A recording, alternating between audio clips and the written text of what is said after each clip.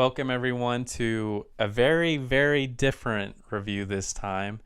This is my first review of sort of a family-friendly Disney picture classic. Tonight's review is of Greyfriars Bobby. I almost attempted to say it in a Scottish accent, but I stopped myself because I don't want to look like a fool, especially if eventually I have Scottish people watching this review. But Greyfriars Bobby came out in 1961. It is a Walt Disney picture. It's a classic. As I said, it's a family movie, sort of a drama, has some drama elements to it. It was directed by Don Chaffey, and it is the story of a Skye Terrier dog. Now, the reason why I'm going to review this a little bit differently just because I feel like a family movie should be more fun, more relaxed. The reason I'm reviewing this, the reason why I watched it is because my dad actually just finished the book and he loved the book. We actually had a little dog not too long ago, a little Morkie, half Maltese, half Yorkie. His name was Kip. And our Kip was in my life for 14 years, and he passed away about a year and a half ago. And anyone who has a little dog or any dog, you all know what it feels like to lose your companion. He was like a little brother to me, like a son to my parents. So he read that book, a feel-good dog movie, and so we watched this and we had a lot of memories of our own dog. And I think that's the great thing about dog pictures like this, or Old Yeller or Marley and Me or whatever. So anyway, let's get into the plot.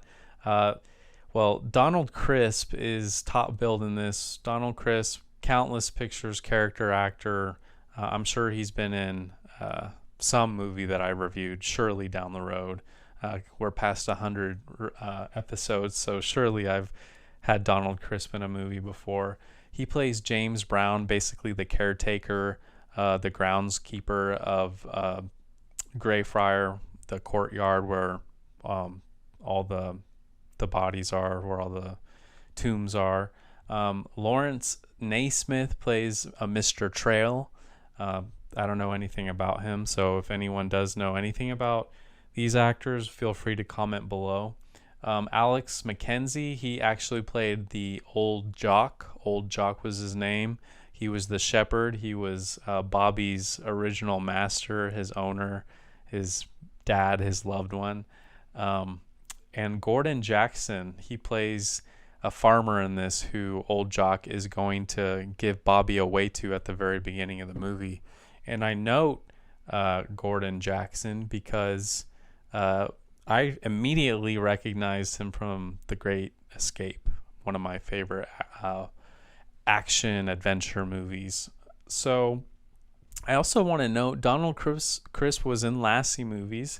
He was in Challenge to Lassie, which I guess is basically based on the Greyfriars Bobby story. And here he is again in this. Donald Crisp looks a little bit older in this, I have to say, from what I'm used to seeing him, in 1940s and 30s pictures. But he's definitely got some spirit in him in this. This movie, and the plot, it takes place 1865 to 1867 in Edinburgh, Scotland. And so it's about, let's get in deep with this one. It's about a little dog. He's being given away by his owner, Old Jock. The dog's name is Bobby, and he's being given away because Old Jock, he just can't afford him anymore. And I think he may have known he was sick as well. He just can't take care of Bobby anymore. So he gives him away to a farmer and his family, Gordon Jackson. And Bobby, he doesn't want to be with this family.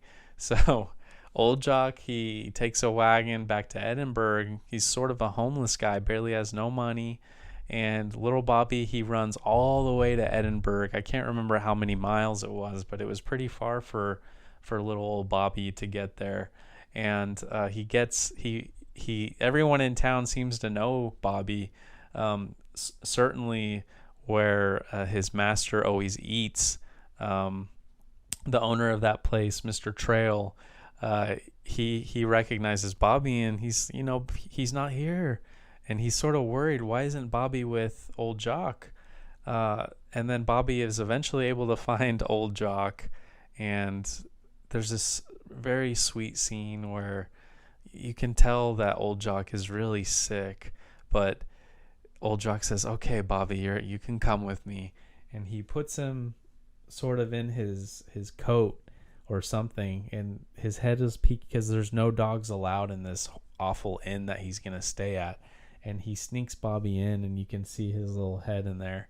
It was an adorable scene. There's countless adorable scenes with Bobby in this, and he sneaks him up there, and he has Bobby do some little tricks like die for your country, and Bobby is so cute when he acts it out.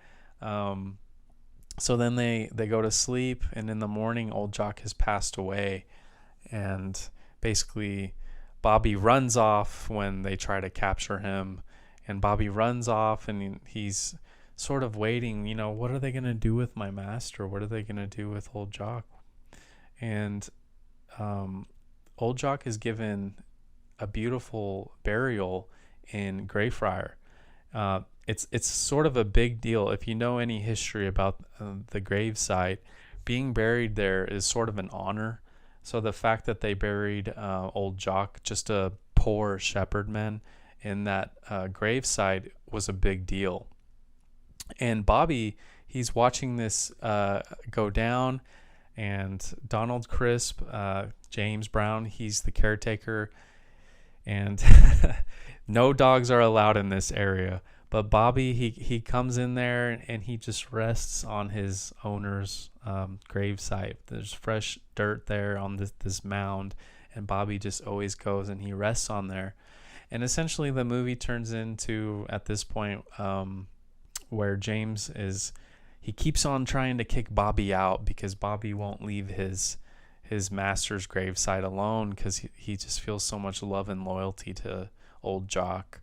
And so at a certain point of the day, he hears cannons, and he goes to eat his meal at the little diner, the little pub where Mr. Trail owns. And he goes in there, he eats his food, and then he goes and he plays with the poor kids that live in the area. Real poor kids live in the area. He plays with them, and then he always goes back and he goes to old Jock's gravesite in the evening to rest there with his master.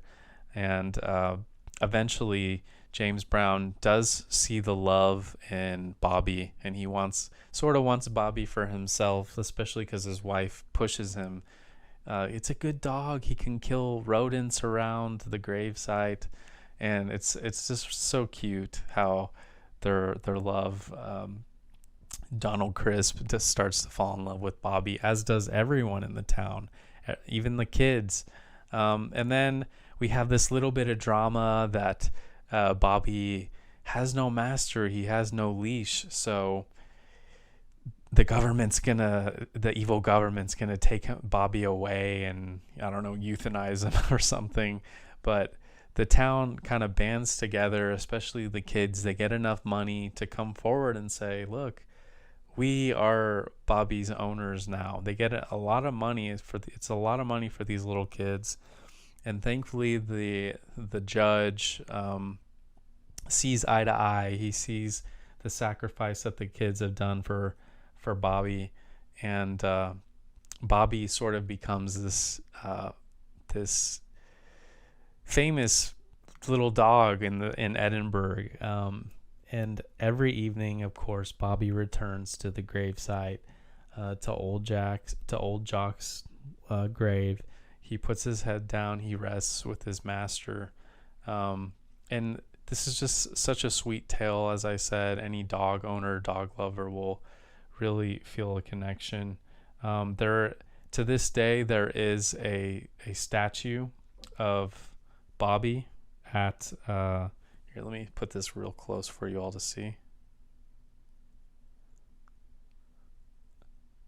So to this day, there is a little statue like this at Greyfriars, at the gravesite.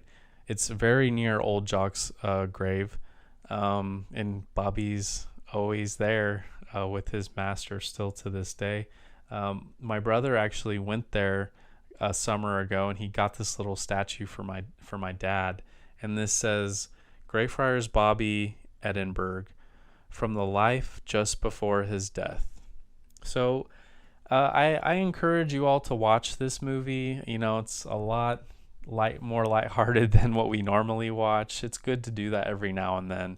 And I think that this was during the time when Disney just made such great live action movies. I don't feel that as much now, of course not. Disney's just totally different now, but you know, this was the time of Swiss Family Robinson, Kidnapped, Treasure Island, and just great movies. And maybe what do you all think? Comment below. Would you like me to review more family oriented classics like this in the future?